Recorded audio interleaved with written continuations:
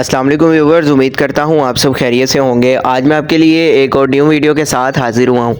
Video की तरफ जाने से पहले मैं आपसे गुजारिश करूँगा, जो मेरे चैनल पे न्यू हैं काइंडली मेरे चैनल को कर दें सब्सक्राइब, बेल आइकन को कर दें ऑल पे, ताकि आने वाली तमाम इन्फॉर्मेटिव वीडियोज़ आपको मिल जाएँ।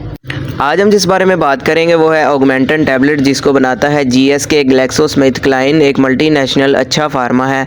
अगर हम इसकी कंपोजिशन की बात करें तो इसके अंदर मौजूद है कोएमोक्सिक्लेव, ये 625 mg में है। इसके अलावा 375 mg और 1 ग्राम के अंदर भी आती हैं, जो कि मार्केट से आपको बआसानी मिल जाएंगी।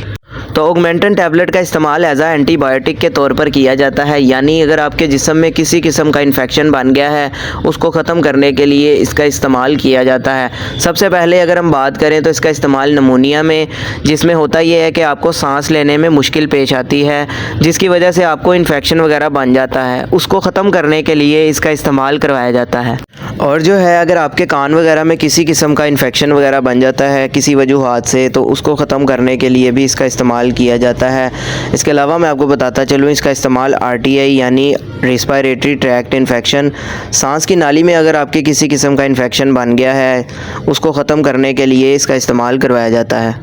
इसके अलावा अगर आपके गले में टॉन्सिल्स वगैरह बन गए हैं तो उसको ख़त्म करने के लिए भी इसका इस्तेमाल, और दांत या दाढ़ में किसी किस्म का रेशा या इन्फेक्शन बन जाता है उसको भी ख़त्म करने के लिए इसका इस्तेमाल करवाया जाता है। और जो है इसका इस्तेमाल UTI में यानी यूरिनरी ट्रैक्ट इन्फेक्शन, पेशाब की नाली में अगर आपके किसी किस्म का इन्फेक्शन बन जाता है, किडनी ब्लैडर वगैरह में किसी भी किस्म का इन्फेक्शन हो जाता है, उसको ख़त्म करने के लिए इसका इस्तेमाल भी करवाया जाता है।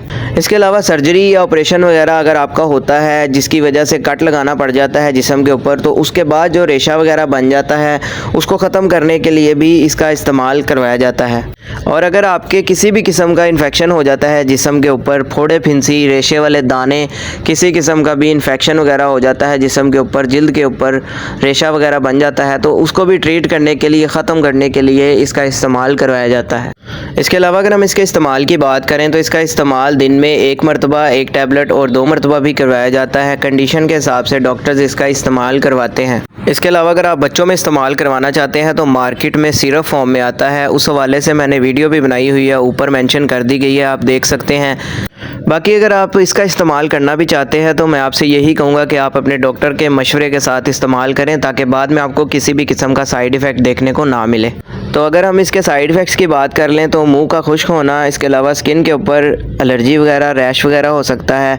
इसके साथ साथ स्टमक में पेन या डायरिया वगैरह और उल्टी मतली की कैफियत हो सकती है। तो मैं उम्मीद करता हूँ कि ये आपको मेरी वीडियो पसंद आई होगी। वीडियो अगर पसंद आई हो तो वीडियो को लाइक लाजमी करें, शेयर करें और चैनल को सब्सक्राइब लाजमी करें, ताकि आने वाली तमाम इन्फॉर्मेटिव वीडियोज़ आपको मिल जाएँ। वीडियो के हवाले से किसी किस्म का सवाल हो तो आप कमेंट सेक्शन में पूछ सकते हैं। अपना ख्याल रखिएगा। अल्लाह हाफिज़।